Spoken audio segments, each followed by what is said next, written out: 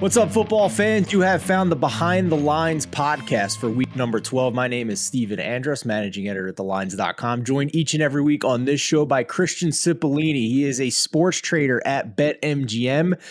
On this episode, we will look at the week that was betting in the NFL in week 11, the biggest public wins, the biggest public losses. We will also look ahead to the opening odds at BetMGM for week number 12, including the Thanksgiving Day games. And we'll also look at kind of the state of play in the NFL with the kind of unclear NFC picture, who's the best team in that conference, get the book's perspective on that as well. Christian, how are you, my friend? How was week 11? I'm good. It was another, but unfortunately for the players, it was another good week for the book. A couple losers here and there. Sunday Night Football was bad, but all in all ended up being another winning weekend. So let's talk about some of those public wins. We'll look at glass half full for the public here. What were some of the games that went the public's way in week 11? Chiefs Chargers Sunday night was a big public win. We talk about those standalone games hurting the book. That one was one of our bigger losses, probably in the past couple of weeks. Bills Browns was another losing one for us. It looked like it was going our way at first, but then Bills ended up covering towards the end. So that one was bad for us. Along with the Commanders Texans too was another bad one.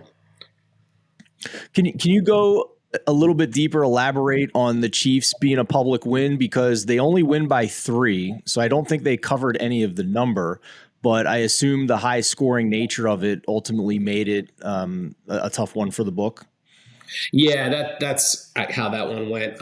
We were, I guess, a little bit closer, or we had a little bit more money on the Chargers than we normally would expect. And then those high scoring ones also, tend to crush us on the standalone games. Touchdown props, overs, yardage props, I'm sure, all that type of stuff. All of them, yeah. And Travis Kelce scoring 100 touchdowns doesn't help either. That's 2 touchdowns, 3 touchdowns off it. So, well, what were some of the biggest public losses then for week number 11? Yeah, biggest one we had was Lions crushing the Giants there. That was our biggest win of the week. The Eagles pulling it out actually at the end was our best outcome, which was also a little bit surprising there too. And then the Cowboys Vikings was another winner for us. So yeah, those three were our biggest 3. Giants one doesn't surprise me. The New York legal betting market is the biggest in the country. The numbers in terms of total money bet in that state just crushes all the other regulated markets in the country. So, and we talked last week about how the kind of attitude towards their favorite team in New York has flipped here, where they've kind of started having some optimism with their record. And sure enough, it comes back and bites the Giants bettors in the butt here, right? Yeah. Oh, yeah. Big time. We were really, really lopsided on the Giants. So that New York market is for sure hitting their hometown team. And another one that was a winner for us was the Jets, too. That was a good outcome, low scoring game. And then Patriots won at the end. So I'm guessing that you probably had more money on the Jets to cover that spread, and that miracle punt return flipped it to a winner for you guys. Yeah, exactly. That's exactly what happened. And then a big under game that's a killer. Yeah, and a big under game with no singular touchdown score is also huge for us too. Okay, so let's look forward now to week 12 in the NFL. Of course, it's Thanksgiving week, a 3-game slate starting with the Buffalo Bills and the Detroit Lions on Thanksgiving. We also still have games on Sunday Night Football and Monday Night Football as well. So let's look at the opening odds at BetMGM for week number 12, Christian, starting with those Thanksgiving games. Yeah, that Bills-Lions when you talked about back-to-back games in Detroit for the Bills, so I guess they're going to be a little bit used to this one. We got them as 9.5-point favorites here on the road with a total of 54, one of our highest of the weekend. After that, Giants at the Cowboys. Cowboys are 9-point favorites. That totals 44.5. And last one at Thanksgiving, Patriots at the Vikings. Vikings are 3-point favorites at home with a 42.5-point total. So I like to give my early week bets on this show, and I have to go full disclosure here because I bet the Patriots plus 3.5 on the look ahead line here at Minnesota last week. And now I'm of the opinion that this Patriots offense looks really bad. And I'm not sure if I would have made that bet again. Now it's a different conversation. I got the hook with the biggest key number of all, and we're looking at 3 now, not 3.5. But in terms of the on-field handicap here for me, it's kind of the same issues and concerns I have for the Vikings offense and being able to deal with pressure. They got eaten alive by the Cowboys last week, and the Patriots have posted just as elite pressure metrics on defense and getting to the quarterback as the Dallas Cowboys have. So if the Vikings had issues with the Cowboys front seven, they're going to have issues with the New England Patriots front seven. I'm just hoping that the Patriots score enough points here to cover this spread. So that's why I bet it plus 3.5. I got to be honest with you, though, everybody that's watching this, I'm not sure I would still bet it at plus 3 at this point. But, just so everybody knows, and if you want to get the best of the number of when we bet it, make sure you hit the Discord button in the top right-hand corner of TheLines.com and go to the Rolls server, and you'll get push notifications anytime anybody on our staff makes a bet. Okay, Christian, 1 o'clock early slate of games on Sunday in Week 12. Walk us through the opening odds at BetMGM. The Bucks at the Browns. Bucks are 3.5-point favorites on the road with a 43-point total. Bengals at the Titans. Bengals are 1.5-point favorites on the road, 42.5-point total. Texans at the Dolphins. Dolphins are 12.5-point favorites at home with a 46-point total. Bears at the Jets. Jets are 4.5-point favorites with that total 41.5. Falcons at the Commanders. Commanders are 4-point favorites. That total is 42. Broncos at the Panthers. Broncos are 2.5-point favorites on the road with the lowest total of the weekend, 36. Last of the 1 o'clocks, Ravens at the Jaguars. Ravens are 4-point favorites on the road with a 44-point total.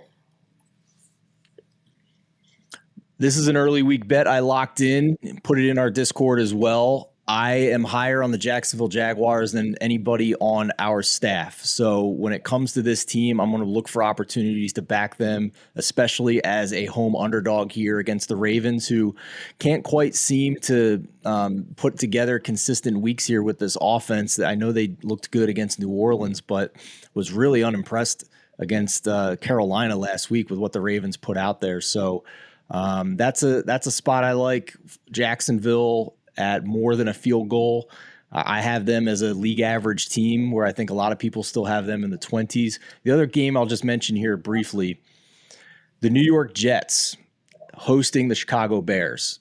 A lot of quarterback uncertainty in this game. Christian, is it fair to say that we're kind of hanging out in limbo here with this number? It's going to move potentially in either direction, depending on if Justin Fields plays in this game. Yeah, I think right now we're leaning a bit more towards he won't play, and that's where the line is sitting. But yeah, a lot of that is going to hinge on him. And then, of course, the Jets quarterback is up in the air, but that probably won't be as significant to the number as Fields would be. For sure. Yeah, I agree with that. If we get Mike White starting at quarterback or Joe Flacco for the New York Jets, I'm probably going to lay the points with the Jets because this is a team that is complete. It is a very strong roster and has literally just been below number 32 quarterback play. Like there's 32 quarterbacks in the league that start every week, and Zach Wilson isn't ranked in the top 32 in most quarterback metrics. That's how bad he's been. So any change at this point has to be better than what Wilson has been. And if Justin Fields isn't playing as well, who has been basically their entire offense with the quarterback rushing he's been putting up, I am very bullish on the Jets to get back to being a playoff caliber team here as long as Zach Wilson isn't on the field. So that's a number I'm going to be watching very closely, going to be watching the injury reports this week very closely. And anything under 6 is a bet for me on the Jets as long as Zach Wilson is not playing.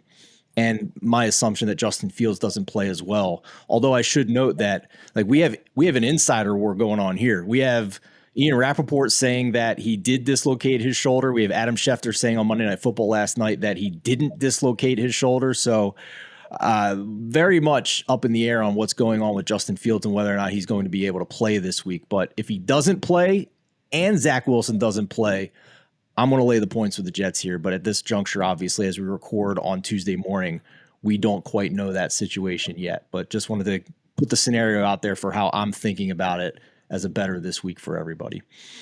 Okay. You know what, Christian, thankfully, despite Thanksgiving games, we actually have a 4-game, 4 p.m. slate by the NFL. Thank you. I want to pretend that they've been hearing my complaints about the 2-game slates on NFL Red Zone, even though I know that's not the reason whatsoever. But hey, a 4-game slate. Take us through the late window odds here at BetMGM. Yeah, the 4 is nice. This is actually a weird week. There's no bye weeks, even though there is bye weeks coming up. Yep. So it helps for those 4 games here. Chargers at the Cardinals. Chargers are 4.5-point favorites on the road, 47.5-point total. Raiders at the Seahawks. Seahawks are 3.5-point favorites, total 47.5. Rams at the Chiefs. Chiefs are 14.5-point favorites. That total is 44. Last of the 4 o'clock, Saints at the 49ers. 49ers are 9.5-point favorites with a 43-point total. The casual fans that may not have been following the NFL might see the defending Super Bowl chances as 14.5-point favorites and be like, what's going on here? But yeah, it's in line with our staff rankings, who now have the Rams as a bottom 5 team in the NFL. They're too banged up. They have no depth. It's an appropriate line. We'll just put it that way. The San Francisco 49ers, Christian, let's talk about them for a minute. At BetMGM right now, you have your NFC futures in this order. You have Eagles as the favorite, then you have 49ers, and then you have Cowboys. 49ers looked awesome in Mexico City. They have a ton of weapons. This is a team that's been to the Super Bowl, was very close to going back to the Super Bowl, if not for an injured quarterback, against the Rams last year. There's a lot of talk about, in sports betting Twitter of who's the best team in the NFC right now. Now, your futures look at that in a different perspective, right? Because the 1 seed has an advantage with getting 1 fewer game they have to play in the playoffs. So, first of all, I assume that's the reason why you still have the Eagles as the favorite in the NFC. But then I also want to ask you about what would the spread be like if the 49ers were playing in Philadelphia for a playoff game? Yeah, so our futures have that number 1 seed in mind. That number 1 seed is very significant. The 1, you don't have to play a game, and then 2, having that home field advantage, which is always kind of proves to be significant. So that's where we have them there. On a neutral field, which who knows, maybe we might, if the Eagles are that home team and the 49ers do come in the NFC Championship, right, it'd probably be a little bit less than a field goal favorite. So 1.5, 2.5, something like that for the Eagles. But it's definitely at this point close and getting much closer. The Eagles haven't looked as good, and the 49ers last night looked to be monsters. So if you would have the Eagles as 1.5 or a 2-point favorite in Philadelphia against the 49ers, then that basically means you have these teams equally rated if you take away home field advantage. I'm reading that correctly, right? Yeah, exactly. Pretty equally rated, maybe even an edge to the 49ers, but that Eagles schedule, and it appears that they will probably more likely than not have that number 1 seed over the 49ers, which is where that makes a big significant difference.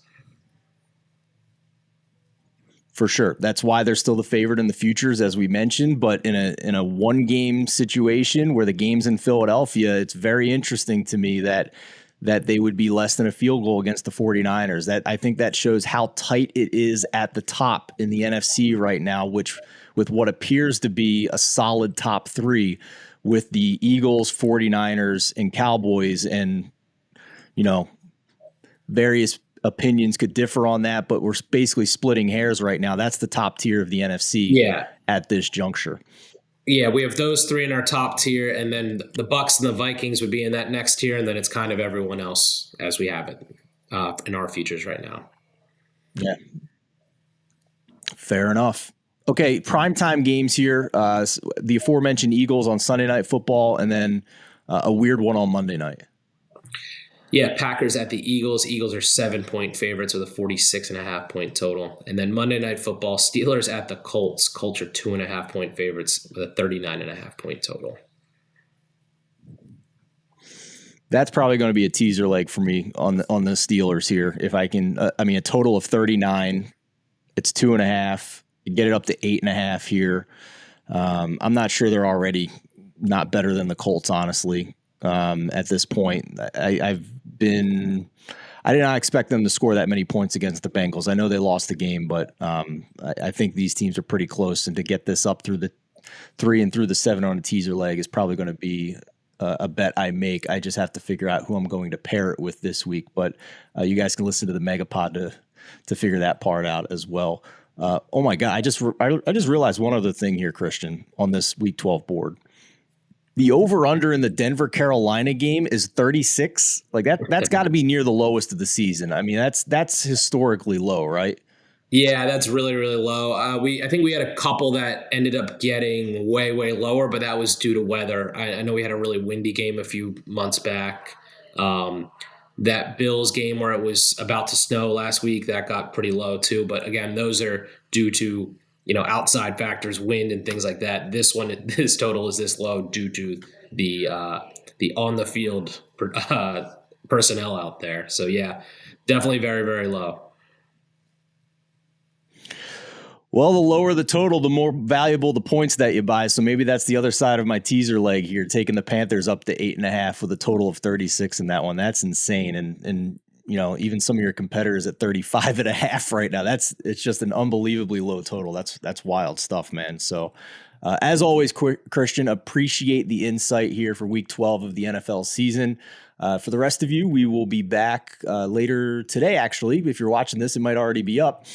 Beat the Closing Line with Nicole, Eli, and Mo. The Megapod we're going to record on Wednesday this week ahead of the Thanksgiving holiday, so stay tuned for that. But for now, that's going to do it for Behind the Lines. I'm mixing up the shows. Too many lines, but we got it. Tuesdays, Beat the Closing Line.